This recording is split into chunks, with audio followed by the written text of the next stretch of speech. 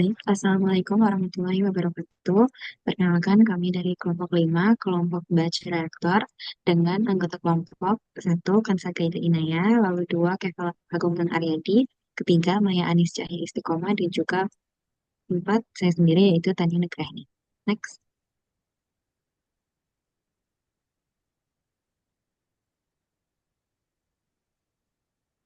Nah, ini adalah table of content dari materi apa saja yang nantinya akan kami sampaikan. Mulai dari pengertian masing-masing batch reactor dan semi batch reactor, kemudian ada cara kerja dan penerapan industri, serta yang terakhir ada stoichiometry dan juga contoh soal. Next. Baik, ini saya akan menjelaskan mengenai reaktor batch. Reaktor batch adalah suatu tempat di mana terjadinya suatu reaksi kimia tunggal yang berlangsung hanya dengan satu persamaan laju reaksi yang berpasangan dengan persamaan keseimbangan dan stoichiometri. Nah, untuk ketentuan menggunakan reaktor tipe ini itu ada tiga. Yang pertama, selama reaksi berlangsung tidak terjadi perubahan temperatur. Kemudian adanya pengadukan yang dilakukan dengan sempurna. Dan yang ketiga adalah reaktor ideal. Next.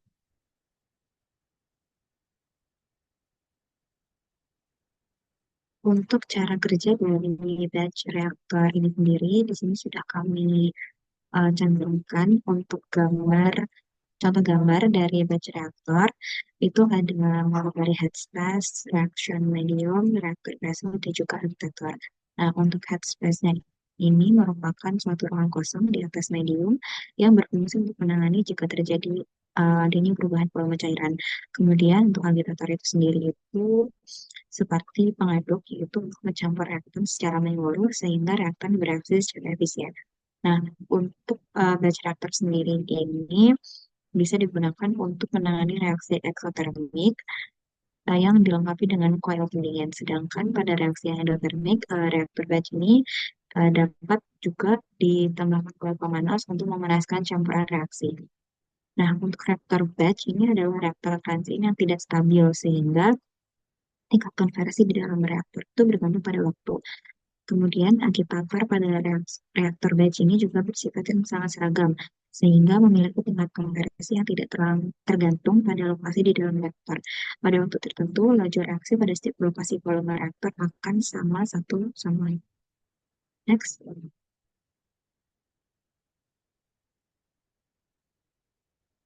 Nah, untuk penerapan di batch reaktor sendiri ini bisa digunakan di beberapa industri, mulai dari industri farmasi hingga pembuatan suplemen. Untuk di industri farmasi ini, penerapan batch reaktor bisa digunakan untuk memproduksi obat-obatan yang diproduksi dalam jumlah terbatas atau dengan spesifikasi tinggi. Kemudian untuk food and beverage atau makanan dan minuman itu digunakan untuk memproses bahan-bahan dalam jumlah tertentu sesuai dengan resep yang spesifik. Kemudian bisa juga digunakan sebagai fermentor untuk minuman-minuman yang menggunakan proses fermentasi seperti bir, anggur, yogurt, dan juga proses fermentasi minum.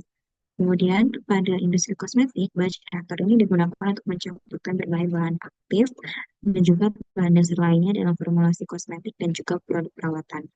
Lalu pada industri bioteknologi, ini bisa digunakan untuk memproses sel atau mikroorganisme dalam kultur, misalnya digunakan dalam produksi protein, enzim, dan juga antibodi. Nah, untuk di industri bioteknologi sendiri, itu digunakan untuk memproses sel dalam kultur. Itu, maaf, itu untuk yang industri bioteknologi sepertinya double. Jadi kita langsung lanjut ke suplemen. Untuk suplemen itu, eh, biasanya batch reactor ini sering digunakan untuk produksi suplemen makanan dan juga uh, nutraceutical atau makanan dengan manfaat kesehatan tambahan. Next.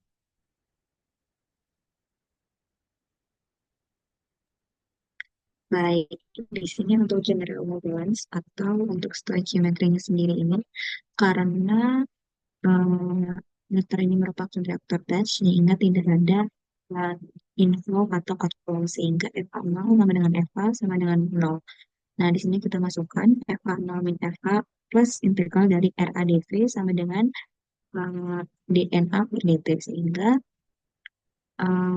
kemudian kita integralkan untuk T sama dengan integral NA0 sampai Na, di Na per minus RAV. Nah, kemudian di samping juga sudah kami cantumkan grafik Na, Na dan juga T, di mana minus RA ini sama dengan rate calculation dari komponen A, kemudian P-nya itu adalah volume reaktor, dan juga yang nama adalah initial new reaction. Kemudian untuk contoh soalnya akan dijelaskan oleh teman saya, Maya. Silakan Maya. Terima kasih.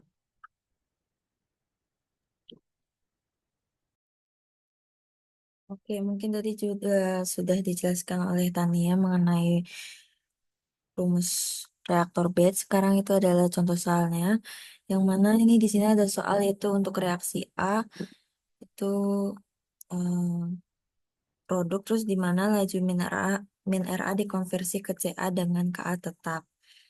Terus menunjukkan bahwa waktu yang dibutuhkan untuk menerima konveksi fraksional dari AFA adalah dari konsentrasi awal reaktan CaO. Nah, jadi di sini tuh yang ditanyain itu asumsi, disuruh tuh asumsi reaksi yang terjadi pada volume tetap reaktor batch. Nah, untuk langkah-langkahnya gimana untuk menyelesaikannya? Mungkin bisa dilihat untuk pertama persamaan laju reaksi. Untuk reaksi orde pertama itu secara umumnya itu bisa dilihat di sini yaitu min RA sama dengan KA dikali CA, di mana min RA sendiri itu adalah laju reaksi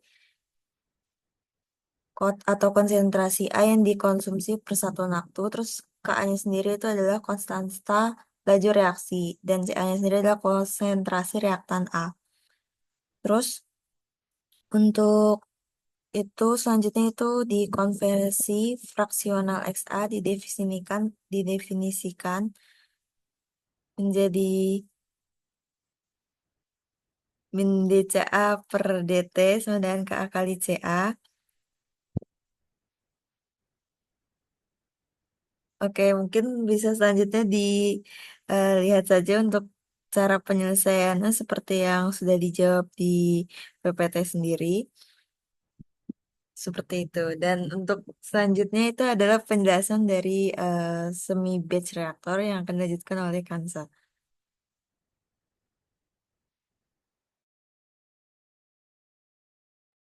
Oke, selanjutnya adalah reaktor semi batch.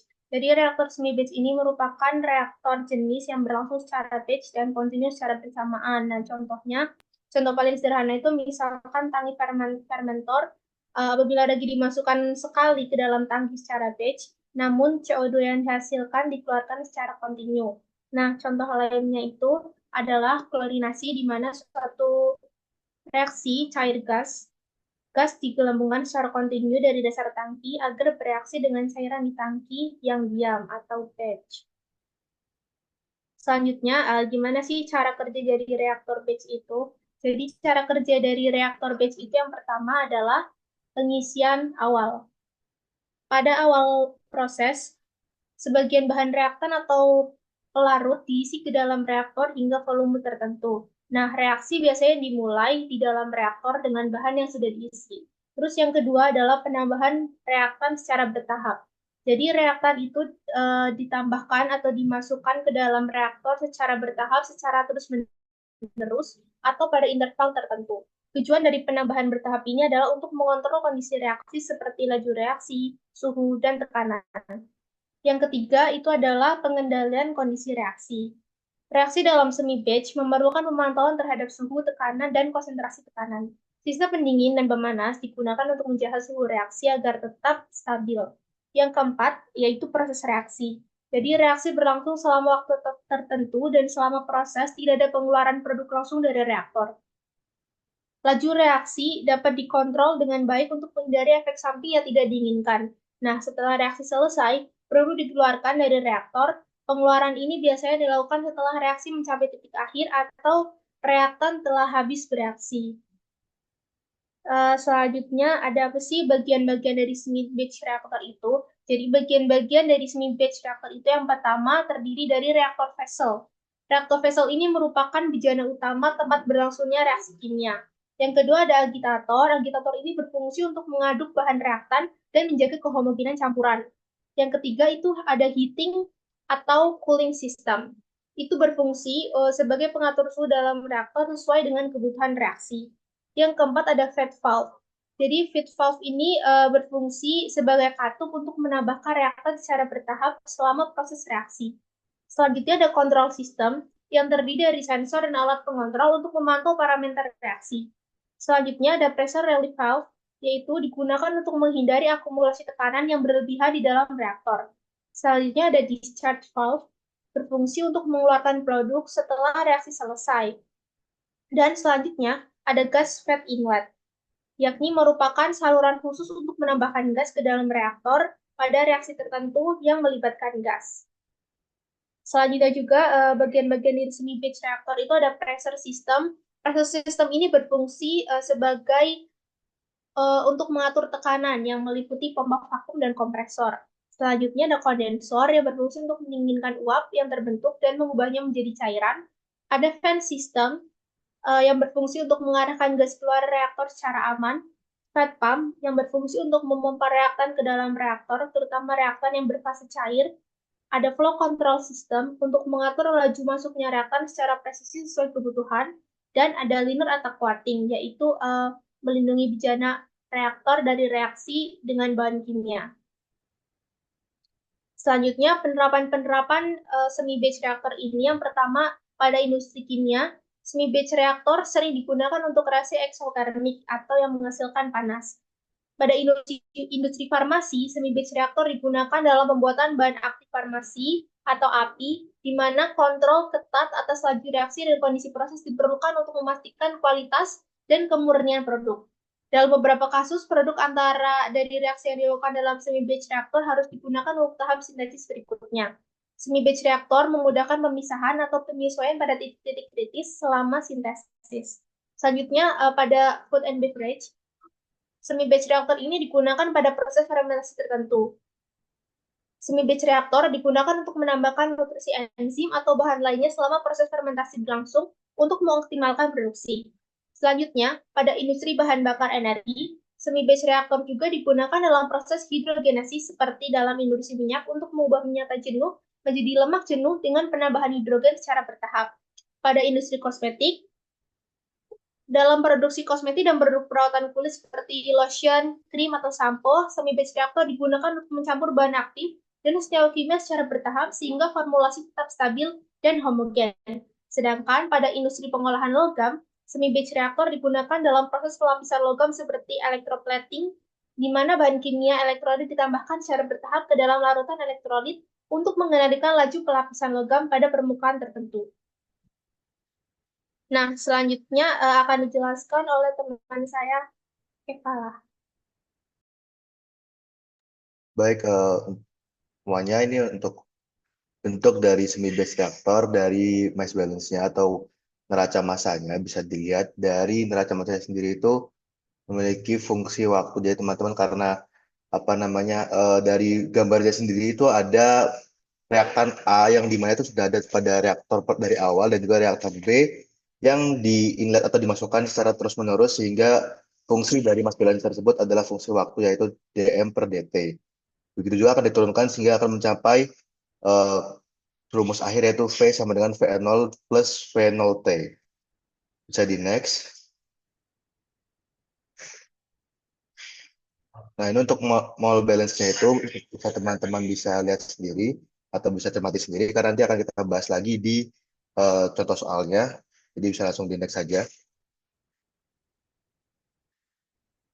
Nah, ini untuk rate law atau hukum R-nya itu K kali CA per CB. Kenapa CA per CB? Karena pada contohnya tadi itu hanya ada dua reaktan dan juga tidak memiliki reaktan lebih dan juga katalis. Sehingga untuk rate law-nya termasuk hanya K kali CA per CB yang mana akan merujuk ke stoikiometrinya sampai ke hukum NA0 dan juga NA-nya.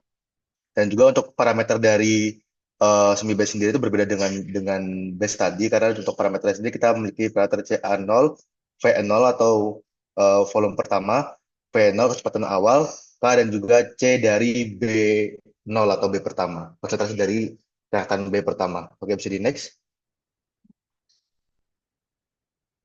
Oke, ini untuk contoh soalnya teman-teman. Jadi untuk apa namanya example-nya itu ada sebuah produksi dari metil bromide itu liquid phase, jadi bentuknya itu adalah liquid mengikuti persamaan reaksi berikut yaitu CNBr plus CH3NH2 menjadi CH3Br plus CNH2. Nah, ini untuk reaktornya sendiri reaktor semi batch saja, dan juga untuk aqueous solution dari metil aminnya atau konsentrasi dari metil amin yang akan dimasukkan atau diinjeksi itu yaitu 0,025 mol per dm kubik, dan juga volumenya itu 0,05 dm kubik per second. Jadi untuk reaktor ini kita asumsikan bahwa yang diinjek atau dimasukkan ke dalam reaktor tersebut adalah reaktan B atau metil amin, dan juga untuk reaktan A yang sudah ada di reaktor itu adalah uh, bromin cyanida. Dan juga untuk kondisi awalnya sendiri di dalam reaktor itu adalah untuk bromin cyanida itu ada 0,05 mol dm kubik, dan untuk K spesifiknya itu adalah 2,2 dm kubik per second mol. Nah, bisa di next. Nah, untuk pertanyaannya adalah mencari konsentrasi dari bromin cyanida A, metil amin B, metil bromide C, dan juga cyanamid, serta tentukan dari rate of reaction-nya sebagai fungsi waktu dan juga analisis dari hasil tersebut. Kita bisa di next, langsung mulai ke metodenya aja. Untuk metode yang pertama itu adalah untuk kita menentukan dari mol balance-nya. Tadi kan sudah disebutkan untuk reaksinya ada A plus B sama dengan C plus D. Nah, untuk mol balance-nya itu bisa dilihat di slide berikutnya. Tadi bisa di-post atau di-screenshot saja. Itu untuk mol balance-nya dari CA itu RA min V0 CA per V. Begitu juga dengan B, yaitu diferensial CB per DT sama dengan V0 dikali CBO min CB per V plus RB. Untuk konsentrasi C sendiri yaitu DCC per DT sama dengan RC min V0 CC per V. Untuk yang CD per DT sama dengan RD min V0 CD per V per volume. Bisa di next. Untuk step yang kedua itu adalah kita menentukan dari rate law atau hukum laju reaksinya itu min RA sama dengan KCA per CB. Kenapa? Karena tadi sudah disebutkan sebelumnya itu hanya ada 2 reaktan pada satu reaktornya itu. Jadi, dan juga untuk relatif rate-nya itu adalah min RA sama dengan min RB sama dengan min RC sama dengan min RB. Jadi untuk rate law-nya itu diasumsikan sama pada setiap senyawa. Dan juga untuk nilai minus di RA dan juga nilai minus di RB itu tidak perlu dipusingkan karena itu hanya menunjukkan bahwa mereka itu berkurang, bukan berarti nilai mereka minus. Oke, bisa di next. Oke, setelah menentukan tadi dari rumus pertama juga rumus kedua, kita kombinasikan. Kenapa? Karena kita ingin mencari rumus laju reaksi atau rumus K dibandingkan dengan rumus waktu atau DT, sehingga terjadi atau terbentuklah rumus seperti di layar teman-teman sendiri. Itu adalah kombinasi dari rumus yang pertama dan juga rumus yang kedua. Oke, bisa di next.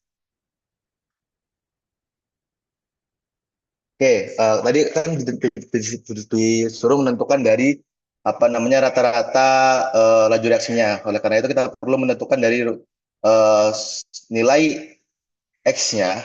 X itu dapat dari nilai apa? Itu dari nilai V sama dengan V0 plus V0T yang tadi sudah kita bahas. Terus selanjutnya adalah kita harus mengkalkulasi dari konversi dari A dengan cara dengan rumus X sama dengan NA0 min NA per NA0. Itu dapat dari mana? Itu adalah nanti hasilnya itu dapat dari OD solver yang ada di Polymed. Terus setelah disubstitusi, hasil akhirnya itu sama dengan CA0V0 min CAV per CA0V0. Bisa di next.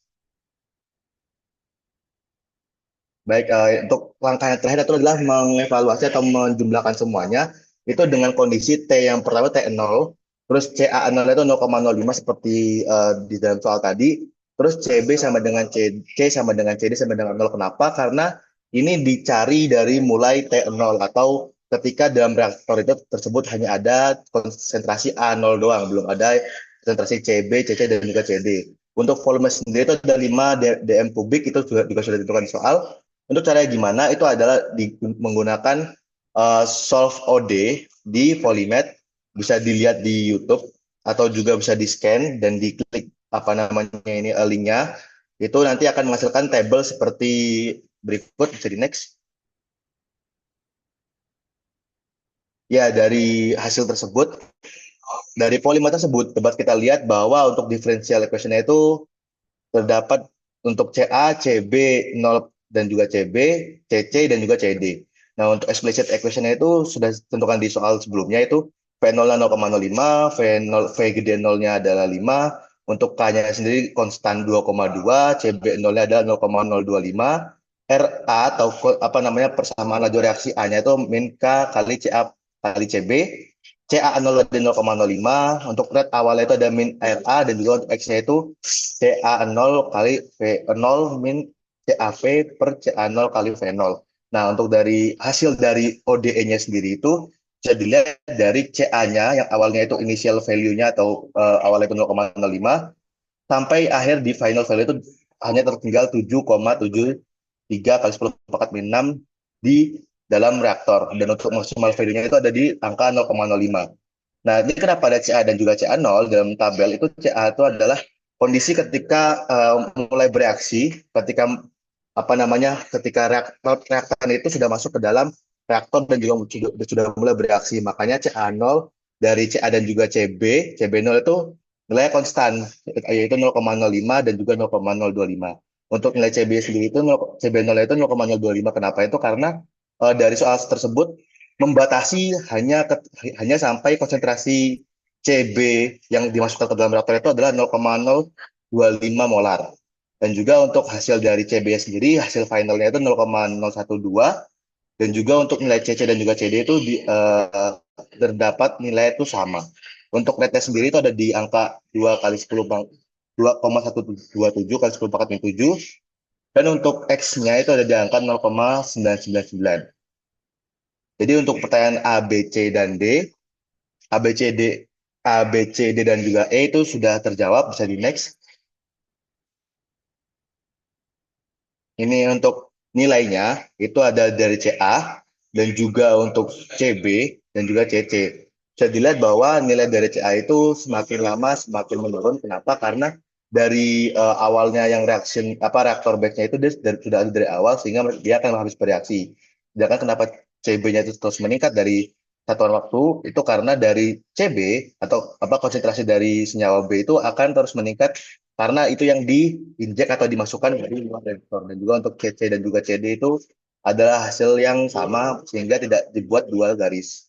Untuk reaction rate-nya itu bisa dilihat pada grafik dari mulai 0 sampai juga 250 second. Nah, untuk analisisnya sendiri ini bisa dilihat teman-teman bahwa dari mulai detik ke 250 konsentrasi CA dan juga reaction rate-nya itu menurun dan juga hampir mendekati 0. Itu kenapa dapat disimpulkan bahwa ketika CA itu mulai atau konsentrasi dalam reaktor itu mulai menurun atau mulai mendekati 0, itu akan mempengaruhi dari reaction rate yang ada di uh, reaktor tersebut. Bisa di next.